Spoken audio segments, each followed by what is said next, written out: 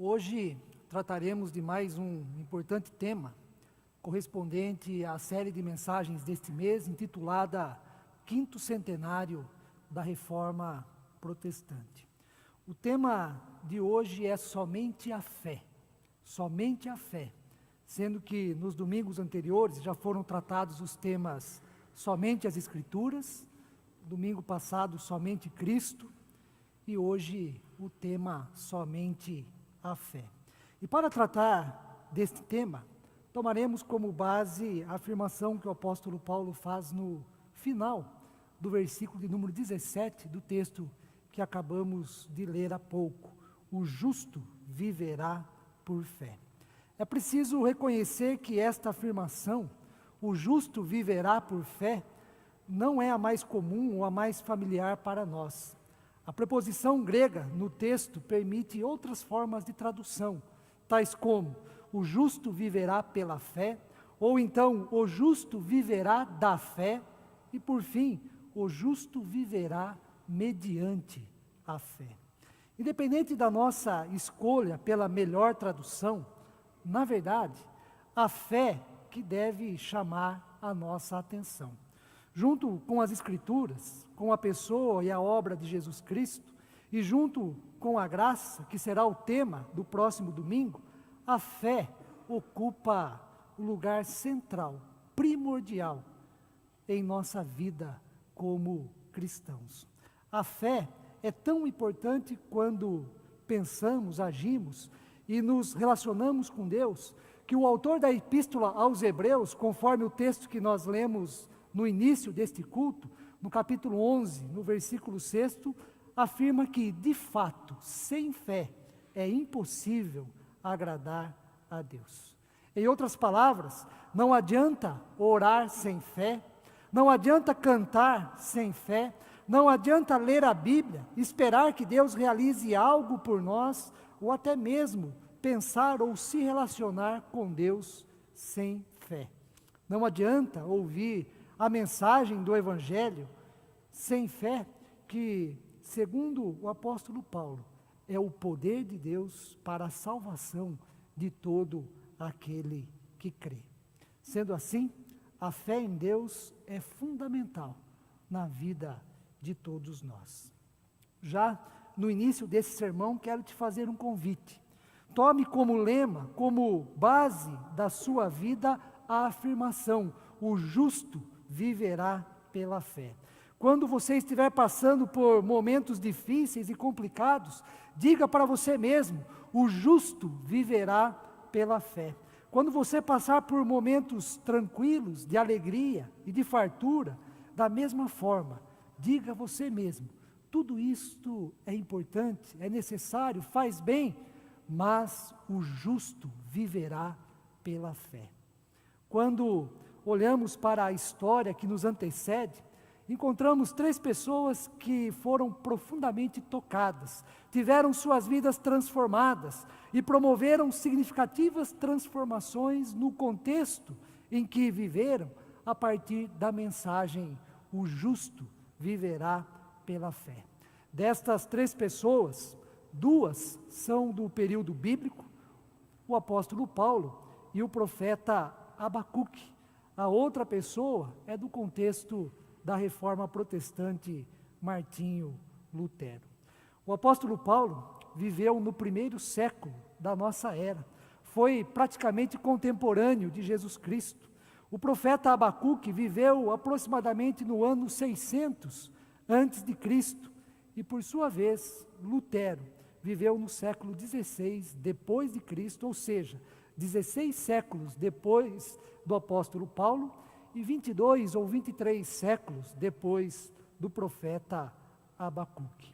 Mesmo vivendo em momentos históricos tão distantes e diferentes, o que estas 3 pessoas têm a nos ensinar com a mensagem, a partir da sua própria experiência de vida e testemunho, o que essas 3 pessoas têm a nos ensinar com a mensagem: o justo viverá pela fé? O que aconteceu para que o viver pela fé fosse tão importante e revolucionário na vida desses 3 homens? Como viver hoje pela fé em pleno século XXI, a partir da experiência e dos ensinamentos de Abacuque, do apóstolo Paulo e também de Lutero? Essas são perguntas que eu pretendo responder de forma rápida na pregação desta manhã. E eu inicio pelo profeta Abacuque. Antes do apóstolo Paulo fazer a afirmação, o justo viverá pela fé, Abacuque, que foi um profeta, já havia feito esta afirmação. Melhor dizendo, o profeta recebeu de Deus esta mensagem, recebeu de Deus um modo correto de viver a fim de agradá-lo e de ser abençoado neste mundo. Há duas particularidades interessantes sobre o profeta Abacuque em torno do tema da fé. A primeira é que ele se fez conhecido como o profeta do culto. Isto se dá porque é no culto, é na celebração conjunta do povo de Deus que o profeta Abacuque ensina, proclama e revela quem é Deus e o que ele fará. É no culto e pelo culto que o profeta representa e expressa a sua angústia e a angústia do povo que sofre em seus dias. E a segunda particularidade do profeta Abacuque se dá por ele ser corajoso ao ponto de fazer perguntas, de questionar, até mesmo de forma incisiva a Deus. Os versículos iniciais do livro do profeta Abacuque mostram-nos como isto ocorria, mostram-nos essa coragem do profeta, as perguntas que ele levanta e toda a sua forma incisiva de se dirigir a Deus. E o profeta começa o seu livro assim, os versículos serão projetados. Abacuque 1, o segundo e o terceiro versículo. Até quando, Senhor, clamarei eu, e tu não me escutarás? Gritar-te-ei violência, e não salvarás? Por que me mostras a iniquidade e me fazes ver a opressão? Pois a destruição e a violência estão diante de mim.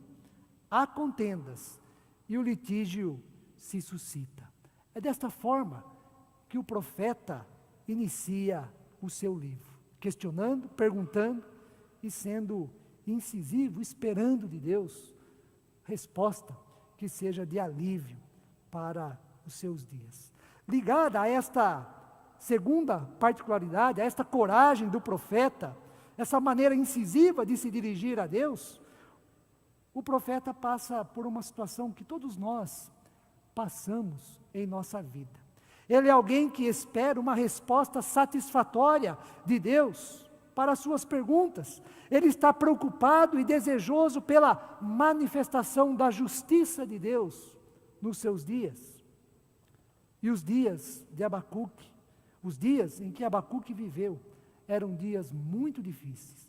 Havia muita violência, injustiça e opressão. Para piorar, o povo passava por um período do qual nós chamamos de o silêncio de Deus. Silêncio este que caracteriza a experiência humana da ausência de Deus. Ou seja, você fala e parece que Deus não ouve. Você pede e parece que Deus não atende. Com isto, o povo enfrentava uma espécie de contradição. Contradição entre a realidade vivida e o projeto de Deus. Contradição entre aquilo que se falava e se pregava sobre o que Deus iria fazer e aquilo que de fato acontecia. O que Deus iria fazer e a realidade vivida eram duas coisas totalmente distintas. Com isto, o povo de Deus caía na ridicularização. O drama que os crentes em Deus tinham que enfrentar nos dias de Abacuque, do profeta Abacuque, era o seguinte: a realidade não prova que a fé em Deus é ilusão? A realidade, o que nós vemos acontecer, não prova que a fé em Deus é ilusão? É aí então que Deus responde a Abacuque: o justo viverá pela fé. É como se Deus estivesse dizendo ao profeta: Olha, Abacuque, se eu tenho alguma coisa a dizer diante das suas perguntas e de seus questionamentos, algo que é extremamente importante e fundamental em relação ao contexto que você e o povo está vivendo, é o seguinte: o justo viverá pela fé. O justo viverá pela fé, o justo viverá não só das coisas que acontecem, o justo viverá não de forma guiada pelas coisas que são vividas, mas o justo viverá pela fé. Esta resposta de Deus a Abacuque não era propriamente a que ele e o povo queriam ouvir. Na verdade, tal resposta não apresenta nenhuma solução aparente. Porém, é uma resposta com uma proposta diferente. Mais difícil, é verdade. É uma resposta que exige paciência, porque fé tem a ver com paciência. Mas é uma resposta que não falha e que tem dimensões eternas. Em situações difíceis, Deus responde a Abacuque: o justo viverá pela fé. 600 anos depois, o apóstolo Paulo, estudioso que era, leu o profeta Abacuque e, diante do contexto difícil que também vivia, considera oportuna a mensagem do profeta e repete: o justo viverá pela fé, como nós lemos há pouco no final do versículo de número 17. Assim como Abacuque, o apóstolo Paulo também está preocupado com a manifestação da justiça de Deus em seus dias. No entanto, a principal diferença do apóstolo Paulo para o profeta Abacuque é que o apóstolo Paulo reconhece a justiça de Deus manifestada na morte e na ressurreição de Cristo Jesus, o que Abacuque não tinha condições de fazer em sua época. Para o apóstolo Paulo, Deus exerce a sua justiça ao enviar o seu Filho, Cristo Jesus, a este mundo, a fim de sofrer a nossa condenação, morrer em nosso favor. Para o apóstolo, não há nada que podemos fazer a fim de sermos considerados justos diante de Deus. Nem mesmo as nossas boas ações seriam suficientes para que Deus nos perdoasse de todos os nossos pecados, pois a nossa vida é feita mais de más do que de boas ações. Nem mesmo a observância e o rigoroso cumprimento da lei, conforme o ensinamento dos judeus, seriam possíveis para recebermos a sentença de perdoados, justificados, livres de toda condenação divina pelos nossos pecados. Até porque não cumprimos de maneira adequada os preceitos da lei, e sendo assim, em relação à lei, nós somos de fato reprovados e merecemos a condenação. Para o apóstolo Paulo, somente em Cristo Jesus é que podemos receber o perdão, a justificação, a salvação que vem das boas mãos divinas. É por isso que o apóstolo Paulo escreveu, mais adiante na sua carta aos Romanos, no capítulo 5, versículo 1, justificados, pois, pela fé, temos paz com Deus por meio de nosso Senhor Jesus Cristo. E no texto em que lemos, Romanos, no capítulo 1, no versículo 17, o apóstolo escreve assim: visto que a justiça de Deus se revela no Evangelho, ou seja, a boa notícia que recebemos da vida, da morte e da ressurreição de Cristo Jesus. A justiça de Deus se manifesta no seu Filho, Cristo Jesus, em nosso favor. Mas há outra diferença entre o profeta Abacuque e o apóstolo Paulo. O profeta Abacuque espera a manifestação da justiça de Deus para o povo de Israel, que passa por dias muito difíceis, enquanto que, para o apóstolo Paulo aponta a justiça de Deus para toda a humanidade, que se encontra dominada e presa pelo pecado. Para o apóstolo dos gentios, a justiça de Deus não é vingativa, não é condenatória, não leva o ser humano ao desespero, aumentando ainda mais o sofrimento neste mundo. Pelo contrário, Paulo ensina que a justiça de Deus é benevolente, é restauradora, é para estabelecer a reconciliação e a paz entre o ser humano e Deus. É nesse sentido que, mais adiante, na carta aos Romanos, o apóstolo Paulo fará a seguinte afirmação, Romanos 8, os primeiros 2 versículos desse capítulo. Agora, pois, nenhuma condenação há para os que estão em Cristo, porque a lei do Espírito da vida em Cristo Jesus te livrou da lei do pecado e da morte. Diante da justiça de Deus que se revela em Cristo, em nosso favor, que nos faz ser considerados justos, perdoados, o que nos resta? Como viver? Como receber? O que fazer para que esta justiça divina seja presente em nossa vida? Que cause também o mesmo impacto, a mesma transformação, a mesma revolução que ocorreu na vida do apóstolo Paulo e de tantos homens e mulheres ao longo da história da igreja, dentre eles, Martim Lutero. O apóstolo responde: somente a fé. O que fazer para receber a justiça divina? Somente a fé. Somente a fé é necessária em relação a tudo o que Deus fez por nós em Cristo Jesus.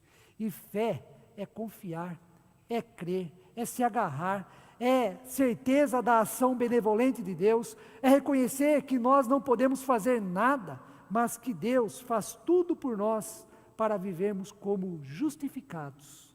Fé é viver de maneira fiel, viver em fidelidade a este Deus gracioso.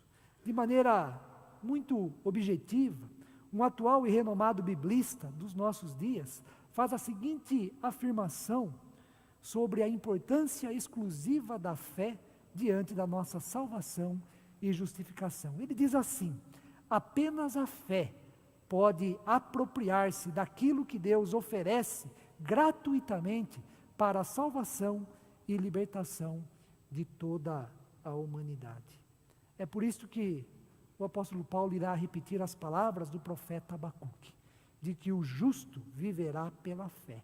Porém, numa nova perspectiva, ou seja, da fé na ação graciosa em Cristo Jesus em nosso favor. A maneira como o apóstolo Paulo escreveu, pregou e ensinou sobre a importância da fé na vida do cristão, de que o justo viverá pela fé, sempre foi uma mensagem polêmica, porém revolucionária e libertadora em toda a história. Lutero foi uma das pessoas que, ao compreender e assimilar o lugar e a importância da fé na sua vida com Deus, encontrou paz em seu coração. Descobriu a beleza do Evangelho e iniciou um movimento a fim de melhorar a igreja e melhorar a qualidade da vida cristã. Este movimento recebeu o nome de Reforma Protestante. No século XVI, a igreja se encontrava numa profunda crise moral e doutrinária, distante daquilo que Deus havia planejado e desejava para ela. Ele mesmo, Lutero, vivia incomodado e em grande conflito interno pelo fato de, por mais que fizesse as coisas corretamente, conforme o ensino da igreja na época, por mais que realizasse boas obras, por mais que orasse e jejuasse, não conseguia ter paz em seu coração, não conseguia sentir-se perdoado, pelo contrário, o seu sentimento era o da condenação divina, por não sentir-se compensador, ou então merecedor da ação graciosa de Deus em libertá-lo do pecado. Isto persistiu até o dia em que Lutero, lendo a carta de Paulo aos Romanos, descobriu que tudo o que Deus faz em nosso favor, a primazia da fé é fundamental.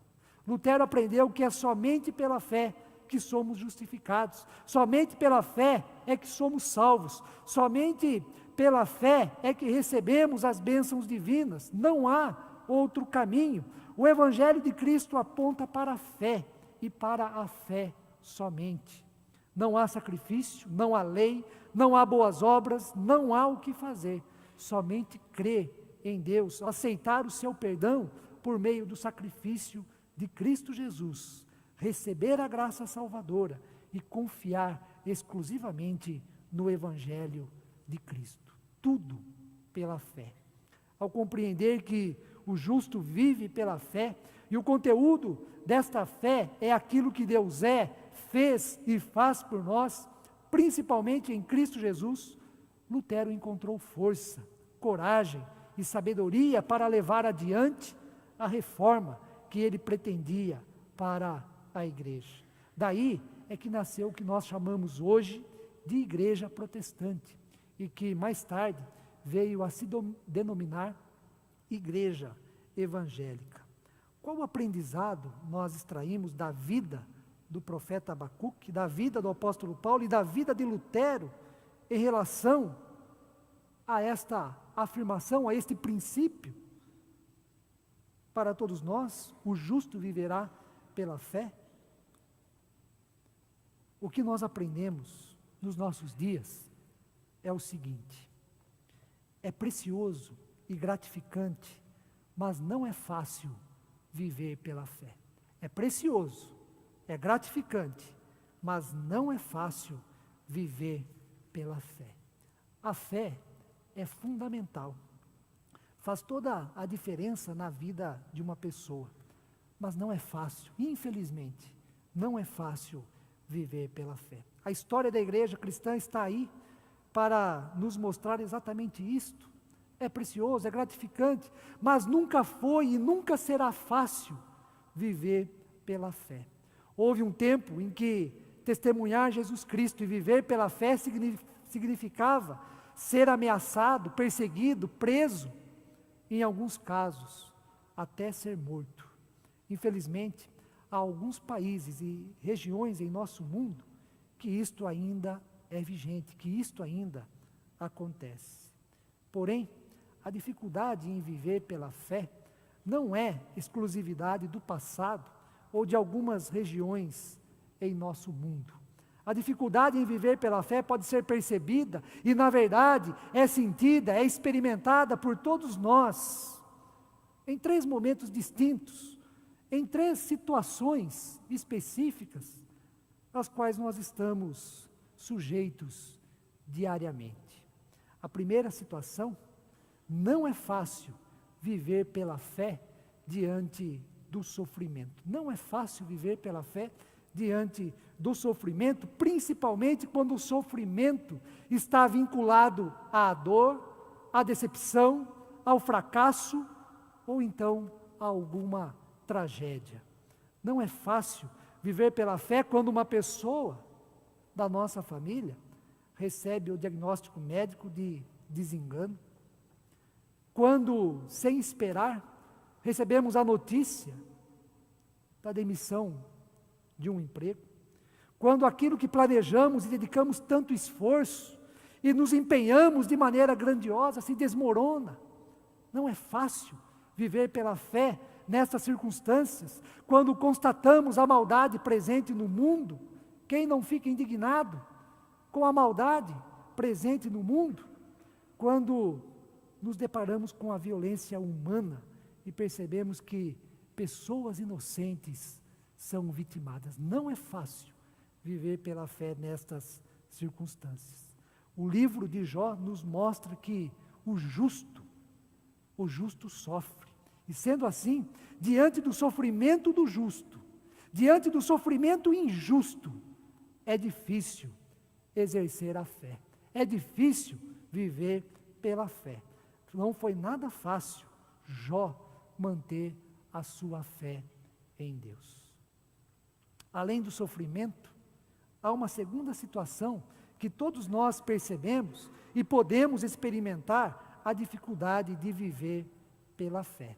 E esta segunda situação se encontra no âmbito do testemunho cristão, do testemunho de que cremos em Jesus Cristo como nosso Senhor e Salvador, de que seguimos a Jesus e que a nossa fé está depositada nele, no âmbito do testemunho cristão. Não sei quantos de vocês, talvez a maioria, se não todos, já passaram pela experiência de, ao dizer que se tornou crente, que se tornou evangélico, ou que está frequentando uma igreja evangélica, teve como retorno um comentário extremamente desagradável das pessoas que ouviram a sua confissão. Para muitos, ser crente é sinônimo de ser bobo, ou então ser retrógrado. Para muitos, ser crente ou evangélico significa retrocesso, por isto, torna-se motivo de comentários desagradáveis e até mesmo motivos de piadas. Talvez para poucas pessoas em nosso país, ser cristão, evangélico, crente é ser incômodo, ou então motivo de horror crescente. Talvez para poucas pessoas em nosso país concordariam que os evangélicos, abre aspas, deixassem de existir, fecha aspas. Agora, é verdade que poucas pessoas conseguem distinguir e discernir os vários ramos da igreja evangélica no Brasil.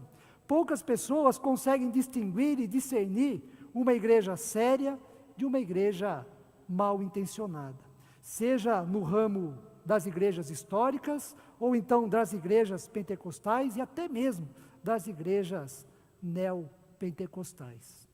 Poucas pessoas sabem que, assim como em Nova York, há igrejas evangélicas que incentivam e oferecem aos seus membros a participação em concertos de orquestras e oferecem música erudita, música de boa qualidade. É verdade também que em nosso país houve um tempo em que viver pela fé em Cristo, declarar-se crente ou evangélico, era sinônimo de confiança, respeitabilidade e honestidade. Infelizmente, de forma geral, hoje não é mais assim. Diante do que é mostrado nos programas televisivos, diante das páginas dos jornais e das capas de revistas, diante dos noticiários policiais e no âmbito político, o significado de ser crente e evangélico mudou, e mudou muito. Já ouvi várias pessoas dizendo que atualmente se declaram protestantes, não se declaram mais evangélicos, mas que em vista de tudo que acontece, se declaram protestantes. Em vez de falar que é crente ou evangélico, preferem usar o termo protestante. Certa vez ouvi a história de uma pessoa que foi perguntada sobre a religião que pertencia. Sendo esta pessoa membro assíduo e atuante numa determinada igreja evangélica, mas não querendo passar pelo constrangimento de dizer que era evangélica, relutando internamente para responder aquela questão, acabou afirmando: sou protestante. E a pessoa que fez a pergunta ficou admirada, ficou espantada e devolveu outras duas perguntas para ela. Mas você está protestando contra o quê? Afinal, o que significa ser protestante? Aí a pessoa ficou meio perdida, sem saber ao certo o que dizer, e para simplificar a história, ela respondeu assim: bom, protestante significa ser evangélico. De fato, não é fácil se declarar evangélico em nossos dias. Nós, pastores e pastoras, sabemos muito bem disto.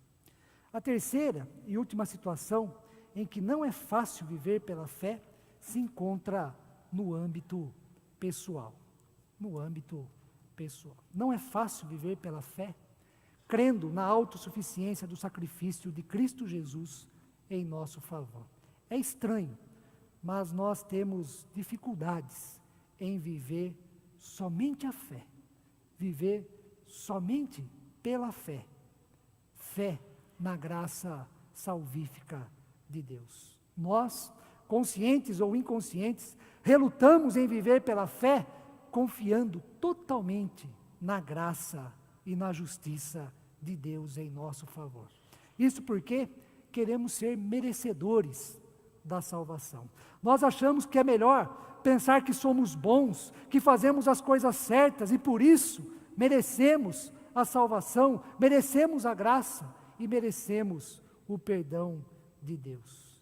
Viver pela fé significa aceitar, em primeiro lugar, antes de mais nada, que não há nada que podemos fazer para merecer a salvação que vem de Deus. Não há nada a fazer para sermos considerados justos, ou então justificados diante de Deus. As nossas boas ações e toda a nossa bondade são insuficientes para Deus nos salvar, pelos nossos próprios méritos. A única coisa digna diante de tudo que Deus já fez e faz por nós é nos rendermos aos pés de Jesus e crer que Deus, na sua infinita graça e amor, faz tudo para a nossa salvação. E uma coisa só é preciso: fé, crer, se agarrar, confiar naquilo que é a justiça de Deus no seu Filho Cristo Jesus. Como é difícil viver pela fé para aqueles e aquelas que se relacionam com Deus na base dos sacrifícios, na base dos méritos alcançados, na base do esforço humano, no dever de cumprir algo e fazer as coisas para ser e se sentir salvo e abençoado por Deus. Para concluir, no Evangelho de João, no capítulo 16, no versículo 33, Jesus diz o seguinte: no mundo passareis por aflições, mas tende bom ânimo, eu venci o mundo. Se você vive com um sentimento de culpa por algum pecado cometido no passado ou no presente, se você vive incomodado com lembranças de erros cometidos, se você vive perturbado, como viveu Lutero, com o modo como pode sentir-se salvo por Deus, viva pela fé somente, no perdão de Deus em sua vida, por meio de Cristo Jesus. Viva pela fé nas seguintes palavras, que Deus dirige a você nesta manhã.